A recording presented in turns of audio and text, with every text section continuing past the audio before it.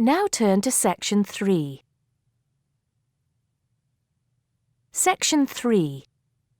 You'll hear a tutor and a student talking about the history of the scientific method.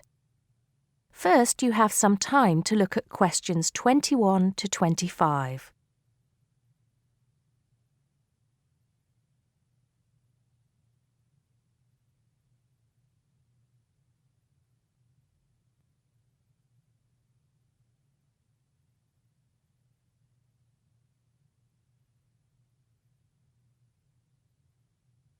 Now listen carefully and answer questions 21 to 25. Hello, Simon. Come in. Take a seat. Now, I wanted to talk to you about your assignment. Yes, the one on the scientific method. That's right. I just wanted to see how you were getting on. Well, I think it's fine. I haven't done a huge amount of work on it because I've been working on other things. But what I've read so far seems fine. How many of the references that I gave you have you managed to get hold of? Not too many, I'm afraid. It seems that everyone else is working on the same things at the same time. And every time I look, the books are checked out from the library. Right. Well, I think that we can go over the main ground together now. That way, even if you don't manage to go through all the references in detail, you'll still have an overview. What has helped you most so far? I've managed to have a look at 3 of them. I thought that Johnson made some good points, but it was hard to follow the line of her argument. Bradman was simple and straightforward, and I felt as if I got a lot out of that. I wish I could say the same for Whittaker. To be honest, I didn't get very far with that. Okay, that's more or less what I'd expect. So tell me, what have you learned so far about the role of the Egyptians and the Babylonians? Yes.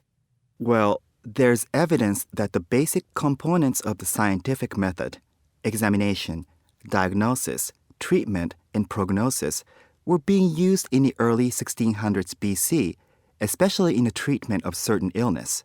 Good. Yes, that's right. And the point, of course, is that that represented a considerable advance over relatively simple, non-empirical approaches, which usually attributed anything unknown to the actions of the gods, etc. Of course, the Egyptians and Babylonians did this as well, but what we see emerging here is a willingness to base opinion on systematic study of the real world, which is at the root of the scientific method. I see. Right, yes. And then that reappears later. Yes, although don't get carried away with the idea that it was a simple process of development.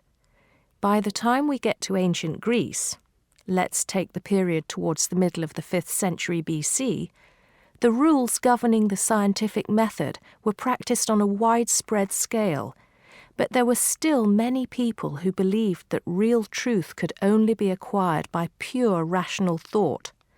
Plato, of course, had a great influence on the development of the scientific method during this period. Through his academy. That's right. But then, as we know, a great deal of understanding of the scientific method disappeared as the old world order collapsed. It wasn't until the Middle Ages, sometime before the 11th century, that several versions of the scientific method emerged from the medieval Muslim world, all of which stressed the importance of experimentation in science. Right. I think I've got the historical timeline. Before you hear the rest of the conversation, you have some time to look at questions 26 to 30.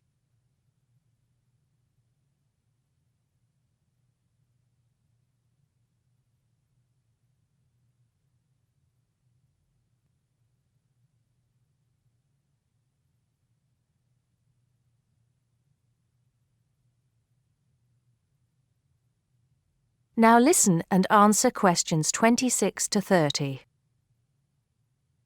The other thing I'm struggling with slightly is actually pinning down precisely what we mean by the scientific method. I wonder if you could give me some pointers on that. Sure. Well, it's best to think of the scientific method as a series of steps in a process which allows us to find answers to questions about the world around us. So the first step is to identify the problem. What is it that you want to know or explain? And then I think the next step is designing an experiment. But you can't design an experiment unless you know what you want your experiment to tell you. Oh, yes. You need to form a hypothesis to be tested before you design the experiment.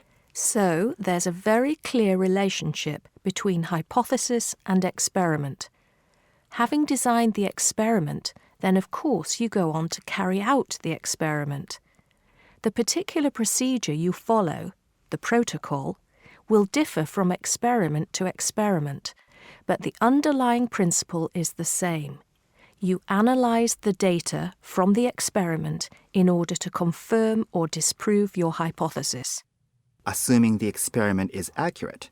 Oh yes, if there's anything unusual about the data, or if the results are at all surprising, then you need to ask yourself whether the experiment could be flawed and whether the data could be unreliable. If the answer is yes, then it may be necessary to modify the experiment and go through the process again. So, once you have reliable, valid results, Then the final step is to communicate them. The wider scientific community needs to know about the results, and publication in journals is the accepted way. okay, I think I've got the basics. It's going to get more complicated as we begin to look at some people who have criticized the scientific method. So you need to make sure that you understand things up to this point. Let me know if you have any further problems with it. That is the end of section 3. You now have half a minute to check your answers.